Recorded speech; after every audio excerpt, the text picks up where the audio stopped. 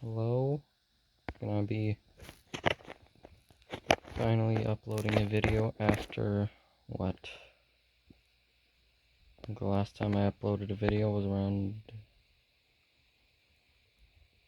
4, maybe 5 months ago. Doing another one. Gonna be reacting to the Alex Bale theory conspiracy number 7, the robot invasion theory. So, we're gonna get into it after this intro timer thing. Is that going on?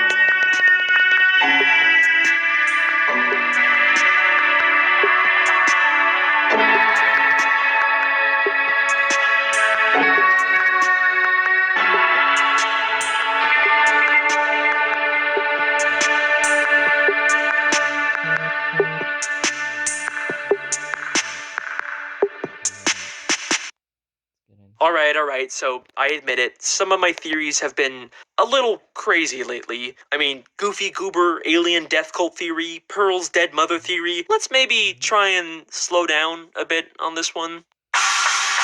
There is a secret robot invasion happening in Bikini Bottom! Everywhere you look, robots have integrated themselves into society, kidnapping and replacing people with robot cyborgs, waiting for their chance to rise up and start the robot apocalypse. We just started and it's already mayhem. You said we were gonna go slow. Or whatever you said, I don't know. Either way, you said we were gonna go slower. I'm gonna calm it down. This is not calming it down, Alex. Probably my phone's gonna die. But, let me check this. Either way, this is not calming it down. This is going further, louder, and more energetic than you ever were in any of your other theories. By the way, if you're watching this, go check out Alex Bale. He's a great YouTuber. And yeah, go subscribe, like his videos, all that junk. I'm not gonna tell you to subscribe to me, but well, there's that too. Not a joke, I repeat, the robots are coming. The robots are coming. This is the robot invasion theory.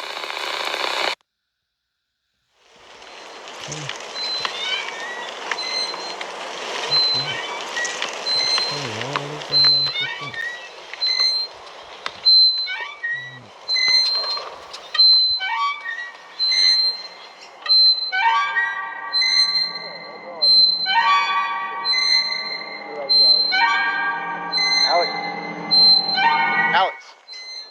Oh. Sorry, what? You okay, dude? Yeah, sorry, I've just got a lot on my mind lately. Wait. Alex. We're friends? Why did I not know about this?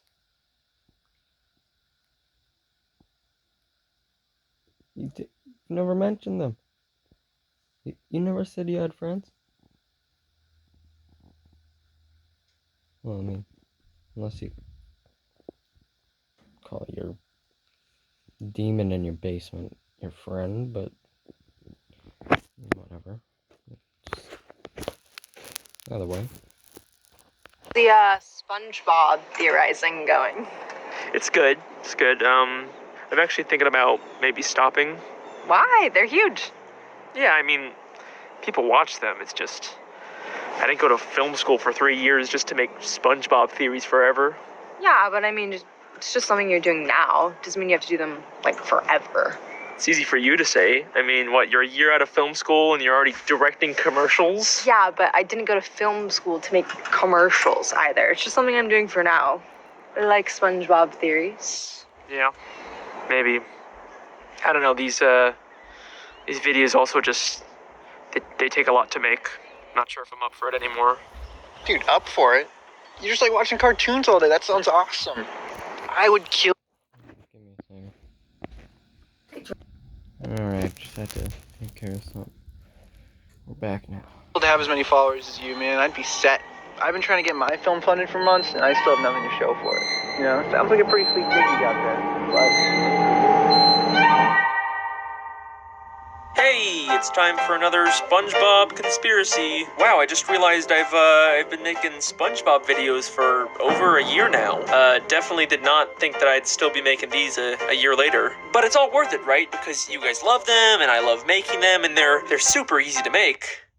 The sponsor. Time to talk about today's sponsor. Do you like intense, action-packed mobile games? Epic rosters with hundreds of characters to play and bosses to fight? Well, then you'll love wine from Bright Cellars. You know, after a long day of SpongeBob theorizing, I like to crack open a nice cold wine. Red. But here's the thing. I don't really know anything about wine. That's why it's good. Bright Cellars has got my back. Bright Cellars is a monthly wine subscription service that helps people discover wines that they'll love. First, you just take a quick personality quiz, then they send you a box of wines specifically based on your taste. Each wine comes with educational cards that tell you how to best serve it or what to pair it with. Trust me, they know you better than you know yourself. This is the Forever Fleeting. Very good, very good. I'm getting a little bit of peaches, which is nice. Kind of reminds me of the peach cobbler my mom used to make me as a kid. Bright Cellars, they always know. They always know. A little bit of apricots too. Kind of like the first kiss I ever had at the Sadie Hawkins dance. Apricot lipstick. How did you know that, Bright Cellars?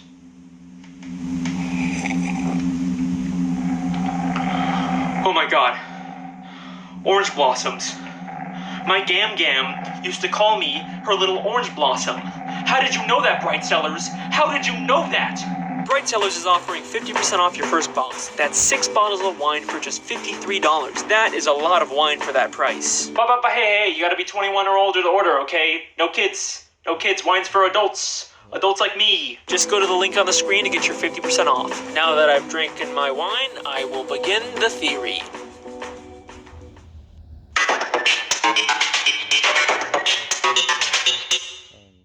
One of my favorite episodes of SpongeBob is the Season 3 episode Crabborg. SpongeBob watches a scary robot movie, then gets super paranoid about robots taking over, and even kidnaps Mr. Krabs. What? You think I'm a robot? We don't think, we know. It's a really funny episode, but I can't help but wonder if SpongeBob's fears might be a bit more justified than we thought. In the episode SB129, we get our first glimpse of the future of Bikini Bottom, 2,000 years later. Okay, what's going on here? Why is everything chrome? Everything is chrome in the future. We see a world covered in chrome, where everyone has been replaced with robotic people. SpongeBob, is that you? SpongeBob? No! I am SpongeTron. And this isn't the only time we see a future full of robots. In the Season 7 episode Back to the Past, SpongeBob time travels to an alternate future where Man Ray takes over, and once again, people have been replaced by robots. And then, in the second SpongeBob movie, Sponge Out of Water, there's a deleted scene where SpongeBob and Plankton go to the future and see this. We did it! I wonder when we are. Excuse me, sir. Do you know what year this is? Cyborgs! We didn't go back in time. We went front in time. And there's even foreshadowing in episodes that take place in the present. In the Krusty Krab training video, we hear this. Well, luckily for you, Mr. Krabs' fear of robot overlords keeps the balance of technology in check. And in Insecurity Guards, we can see an exhibit that clearly shows the evolution of SpongeBob eventually getting taken over by robots. Okay, so there seems to be a lot of evidence for the future of Bikini Bottom being taken over by robots. But honestly, why does any of this matter? I mean, robots ruling the world is a pretty common depiction of the future in lots of different media. And even if this is the canonical future of the show, it's at the very least thousands of years in the future. It's not like we can already see this robot invasion happening in present-day Bikini Bottom, right? Here's an interesting question about SpongeBob that's always bothered me. Why are there so many robots in the show? And I'm not talking about Sandy or Plankton's inventions. It makes sense for them to have robots as they're both genius inventors. But why do hospitals and office buildings and amusement parks and Weenie Hut Juniors and many, many more places have such advanced robots? I mean, let's ignore the fact that they're underwater and robots wouldn't really make sense down here. Bikini Bottom isn't like a super advanced society, right? You wouldn't really say that they have much futuristic technology, except when it comes to robots. But why? And what's even stranger is that there are many instances where these robots suddenly turn evil. The first time I really started to notice this was in the season 7 episode Tunnel of Glove. SpongeBob and Pearl get trapped in a Glove World boat ride that's full of animatronics. Patrick tries to set them free by breaking into the control room, but accidentally causes all the animatronics to suddenly turn evil and attack SpongeBob.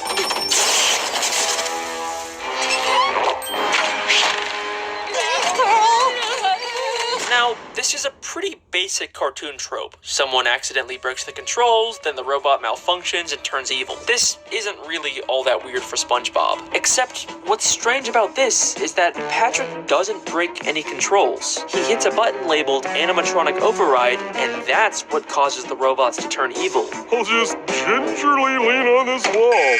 Huh? They aren't malfunctioning. The robots were intentionally designed to have a button that makes them attack people, but why? Then, in the episode Good Neighbors, Squidward discovers a flyer for a home security system that's suspiciously free despite it clearly being very advanced. After he sets it up, his house suddenly grows arms and legs and starts destroying Bikini Bottom. Wow, Squidward's house is destroying the neighborhood. Now, to be fair, this was a malfunction caused by SpongeBob, but why would a simple home security system have giant arms and legs? I mean, the malfunction didn't create them, they were clearly already installed. They eventually do manage to stop the house, but what's really creepy about this is that we can still see signs of Squidward's house being sentient after this episode. Then, in the season 11 episode Krusty Cleaners, SpongeBob and Patrick go to an office building and encounter a trash cleaning robot. The robot immediately attacks them for causing a mess. No! My rope is roasting! But this time, there's no malfunction that causes this. It's working exactly as intended. Not only does the trash robot have a buzzsaw and a literal laser cannon, but it also turns all of the nearby machines into killer robots to help hunt down SpongeBob and Patrick. So, where are all these places getting these super advanced robots? And more importantly, why are they all being programmed to suddenly turn evil? This is a question that stumped me for a while, until I watched the season 11 episode, My Leg. This is the episode where I truly realized there was an actual conspiracy theory here, and not just cartoon antics. It's time we finally find out who is behind the robot invasion. Back to this.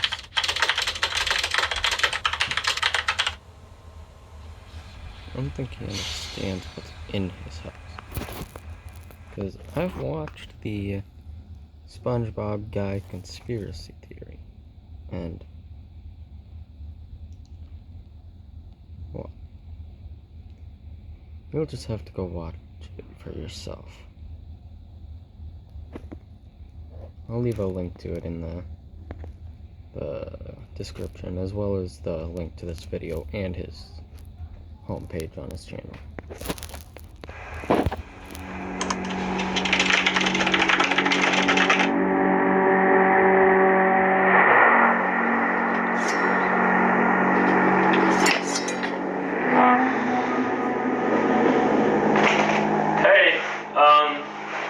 I'm still serious about you leaving this house.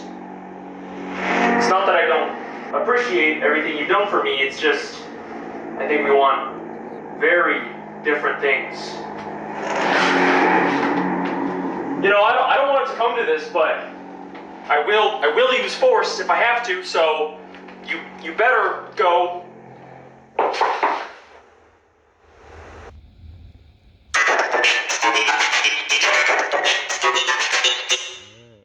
The episode My Leg focuses on the reoccurring gag of this one fish always injuring his leg throughout the show. My leg! My leg! My leg! At one point in the episode, he goes to a hospital and meets a robot that works there. It's just a small throwaway gag. The robot never turns evil or does anything strange. Don't take my leg! Don't take my leg! But there's something awfully familiar about the robot's design. Let's go all the way back to the season 3 episode Plankton's Army, which opens with Plankton trying to steal the Krabby Patty secret formula with a robot disguise. You never know what trick he'll use to steal me secret Krabby Patty formula. What a quaint restaurant. I think I will sample their wares.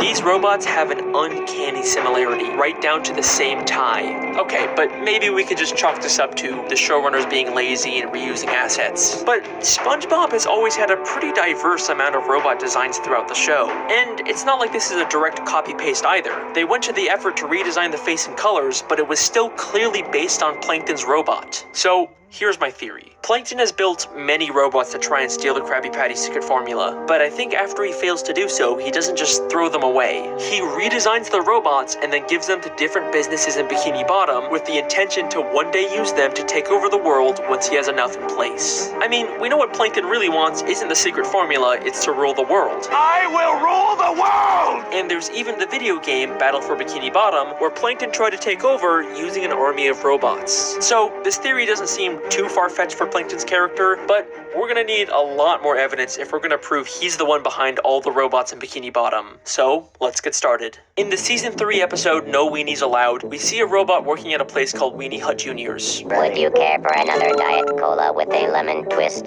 Weenie? And while it doesn't resemble any of the robots we've seen Plankton make, does that voice sound familiar to you? Would you care for another Diet Cola with a lemon twist? What a quaint restaurant. I think I will sample their wares. And again, it's not like this is the default robot voice we hear in SpongeBob. There are many different voices the show has used for robot characters. What a quaint restaurant. Greetings, I am Robo 2.1.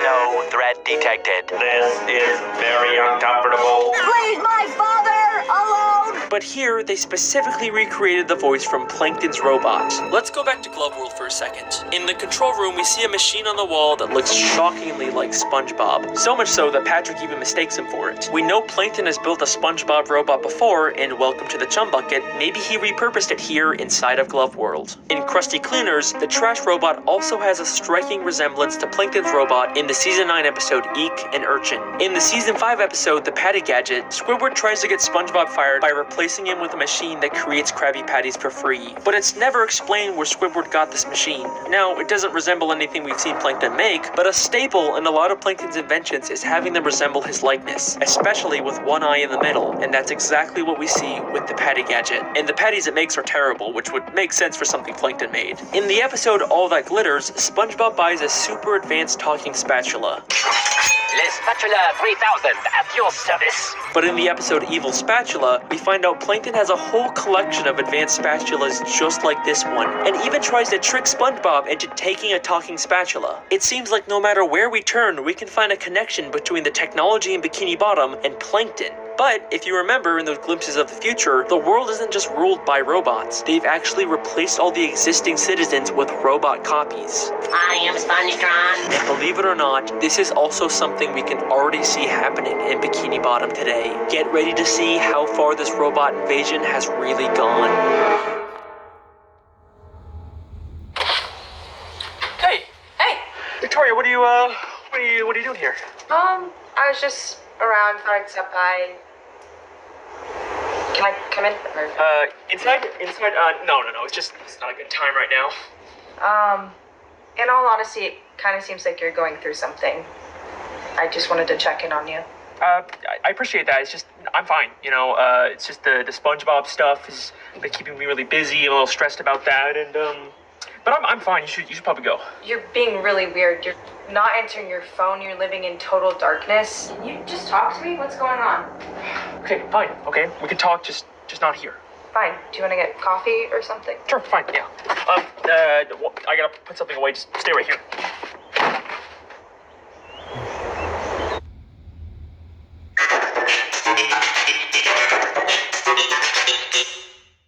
Now, we know Plankton has tried to turn people into robots before. SpongeBob, come in here! Or should I say robot Bob. But he gave up after SpongeBob was too annoying. You've got to take that yellow nightmare back. It's not worth it. But I don't think this was his only attempt. In the season 11 episode, The Checkup, SpongeBob and Squidward are trying to give Mr. Krabs a health checkup by testing his pinching reflexes. Okay, I brought plenty of things for Mr. Krabs to pinch. A pinch of salt. And one of the things they have him pinch is a baby. A baby's cheek.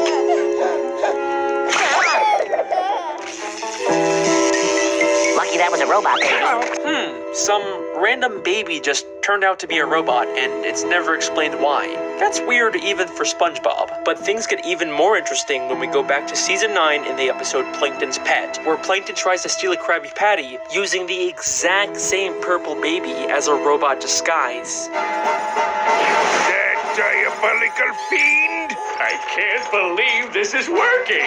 And we're not even done yet. If we go even further back to the season 5 episode Goo Goo Gas, we can actually see the exact moment where Plankton gets the idea to turn the baby into a robot. Why, you're so tiny and helpless, I could take your formula whenever I wanted to, and you couldn't do a thing about it. That's it! Finally, victory will be mine! Now, in the episode, it's implied that this is just him getting the idea to turn everyone into babies to steal the formula, but isn't it crazy how it also perfectly lines up with the purple baby fish suddenly turning into a robot in future episodes? Now, there's another fish who's always been very suspicious to me, the strangely realistic news anchor fish. All of Bikini Bottom is abuzz over the identity of a mysterious flying man who helps people. Who knows what superhero act of courage he'll astound us with next? In a show full of cartoon characters, why is he the only realistic one? In fact, I made a whole theory about how there are evolved cartoony fish that can talk and primitive realistic fish who can't. But as many people have pointed out, the one exception to this is the realistic news anchor fish. Well, if you ask me, he looks a lot like one of those animatronic singing fish you buy in a gift shop. Especially the way he mechanically moves his mouth and how we only ever see one side of him. So, already a pretty strong indication that he might be a robot, but there's also something familiar about his voice. What kind of cruel, careless, evil person? I'll canvass all the seediest lowbrow dives in town. That's right, he has the same voice as Plankton. And if you're gonna take over the world, then you're definitely gonna want to control the media. But how exactly is Plankton replacing these people with robots? Well, I think the season 10 episode Whirly Brains gives us an important clue. In this episode, suddenly a new toy becomes extremely popular in Bikini Bottom, the Whirly Brain. Just flip your lid, attach the propeller, and watch your brain soar hundreds of feet into the air. Yeah, it's a weird episode. So people are actually voluntarily attaching devices to their brains and ripping them out of their bodies, and no one thinks that this is suspicious? If you ask me, this seems like the perfect way to replace someone with a robot. Remember, in Welcome to the Chum Bucket, Plankton told us how he turns people into robots. I'll be forced to remove your brain and implant it in my robot chef! By removing their brains. But is there any proof that he's the one behind the Whirly Brain toys? Let's take a look at the new SpongeBob prequel, The Patrick Star Show. Every once in a while, the show cuts to this stop-motion parody of Frankenstein with Plankton, and he actually uses Whirly Brains to conduct his experiments. It's not super clear how this all connects to the main show. I mean, we do see Patrick interact with the stop-motion Plankton at some point, so they're at least in the same universe, but regardless, it's still a solid connection. We see another head-based gadget in the season 11 episode Bottle Burglars, an invisible helmet being advertised in a magazine for only 99 cents. And in the same episode, we see Plankton using the exact same helmet. Crabs will never see me coming in visuals. Now, maybe this is just implying that he bought the helmet from the magazine, but that doesn't really line up with what we know about Plankton as an inventor. Plus, I can't see them selling a tiny version of the helmet just for Plankton. Seems a lot more likely that Plankton created the helmet and is selling them to the people of Bikini Bottom, possibly as a way to create more robots. Alright, so we're starting to get a pretty clear idea of how Plankton plans on turning the citizens of Bikini Bottom into robots. But there is one more character that I believe has already been secretly assimilated into a robot. And it's not some random background character either. It's one of the main characters in SpongeBob SquarePants. This final part of the robot invasion theory is going to completely change the way you look at the entire show. Are you ready? Who could it be? Is it Krabs? No. Squidward? That would make sense. Because I think he's actually switched to the chum bucket a couple of times. But I know it's not SpongeBob. It's definitely not SpongeBob. And if it is, then... Because this is the Patrick Star Theory.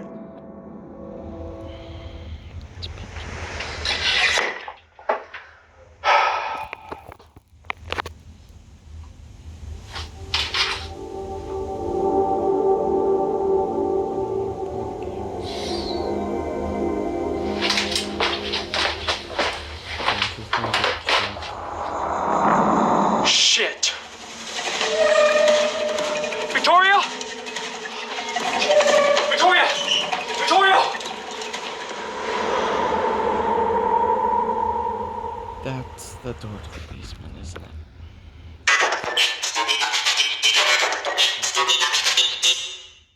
Now, I fully realize saying Patrick is a robot is a very bold claim, but hold your judgments till the end. By far, the most requested theory I get on this channel is to cover I think I know where he got turned to a robot.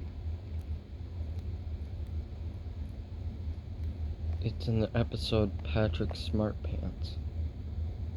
Or whatever it's called. Where he loses the top of his head and replaces it with the brain coral. He loses his brain there. And Plankton had every opportunity to nab it then. He could have taken it there at any point. It has to have been there. That's the only time I can see that working. Anyways, I'll be right back. I'm gonna get a charger for my phone. Alright, let's keep this going.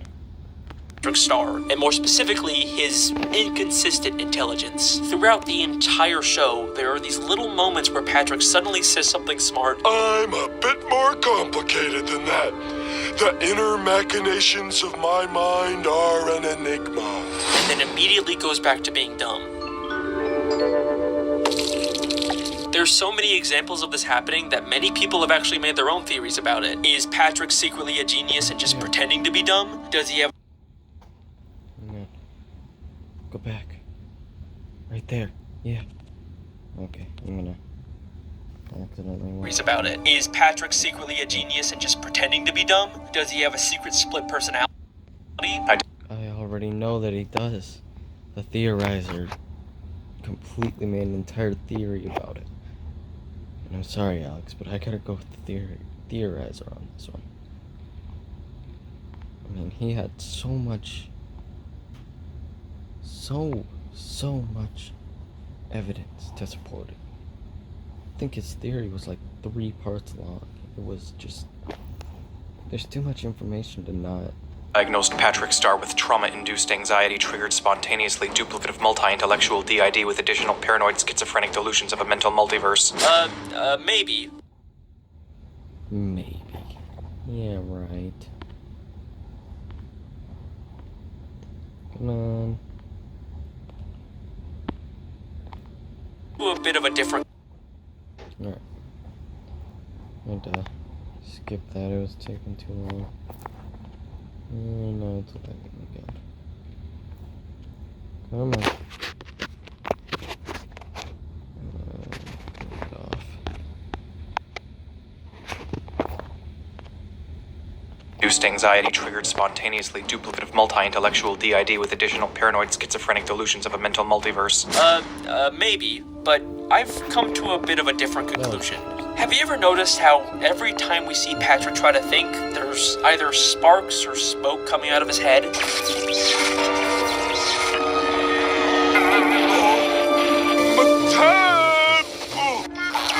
Patrick thinking again? And almost every time we see inside of Patrick's head, it's represented with gears or some kind of machinery.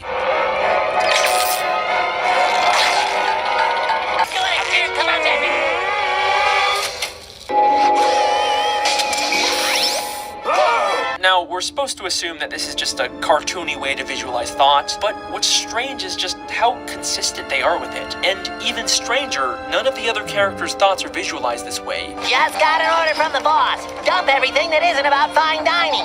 Squidward's happy gland is forced to take shelter in the recesses of his mind. It's only Patrick who seems to have this robotic association with him. And just look at how detailed they are with it. While Patrick's head is sparking in Rule of Dumb, if you look closely, you can see a spring pop out of him, and even a hole left behind by the spring. That is such a small detail that no one would notice unless you were going frame by frame. And if this is just supposed to be a metaphor inside of Patrick's head, how come SpongeBob clearly sees the spring come out? Okay, so let's entertain the idea for a moment that Patrick might be some sort of robot. How would he have gotten converted, and why does this cause him to randomly become smart every once in a while? Well, I looked at all the scenes where Patrick suddenly does something smart, and I noticed a bit of a pattern. There are two different types of these moments. There are times when we think he's saying something intelligent. Wait, SpongeBob! We're not cavemen! We have technology! But then it's revealed he's not actually being smart. This doesn't contradict his character at all. Patrick is someone who doesn't see himself as dumb, so there's lots of times when he tries to be smart, but he fails. Dumb people are always blissfully unaware of how dumb they really are. But there are also moments where he actually does do something undeniably smart. Wait a minute, Squidward. They might be onto something. We could filter the CO2 through our ballast tanks, refire the engines, and ride the shockwave out of here. Wow. He's right. But then he immediately acts oblivious to the fact that he was being smart. We're going through with your plan, Patrick. Yay! What plan? So, I kept track of these two different types of moments, and it seems like after season 3 is when he suddenly switches from pretending to be smart to actually having these smart moments. And this switch perfectly lines up with the season 4 episode, Patrick's Smarty Pants. In this episode, Patrick falls off a cliff and gets his head knocked off. SpongeBob accidentally replaces his head with some brain coral, which makes him become a genius. I find all this laughter to be highly illogical. In the end, they switch back to his normal head, and Patrick goes back to his usual stupid self. But take a closer look at the scene when he first puts on the brain coral. Here's your head.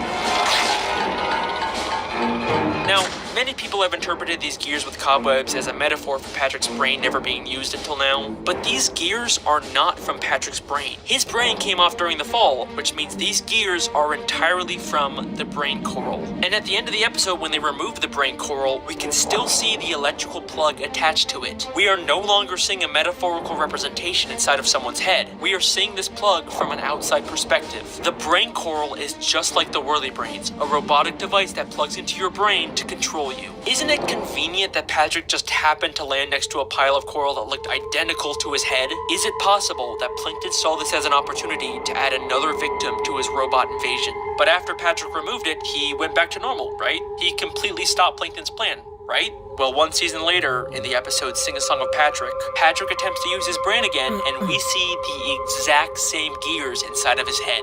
Come on, you stupid brain! Work!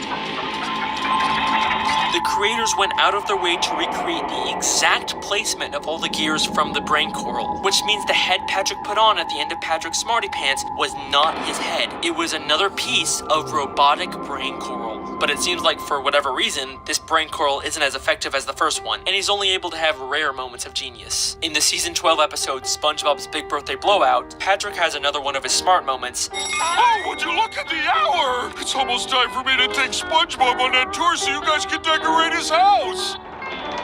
But this moment in particular is very interesting because Plankton is actually there to witness it. And take a guess how Plankton responds to him.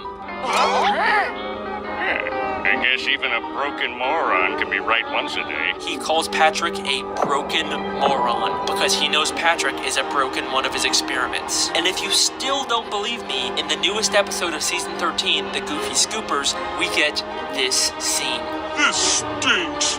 I wanted to go backstage for an autograph. Plankton was here.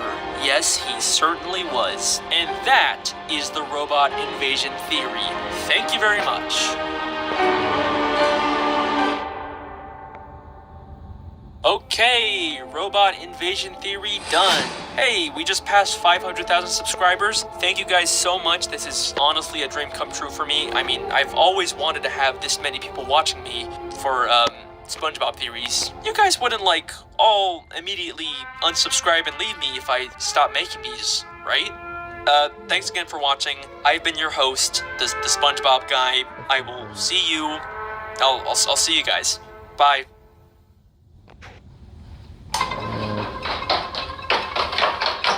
Wait, Victoria! Do not give me the silent treatment right now. I swear to God, if you did something, I'll...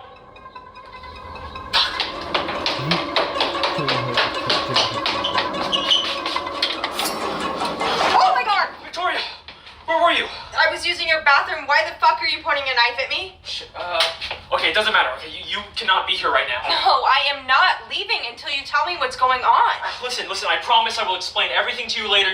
You cannot be in here. Why are you so afraid of me being in your house? Victoria, I promise you, this is not the time. We have to leave right now. Your muse isn't gonna eat me. What? You mean the big tentacle monster in my basement? Yeah, How do you know about that? I have one too. What?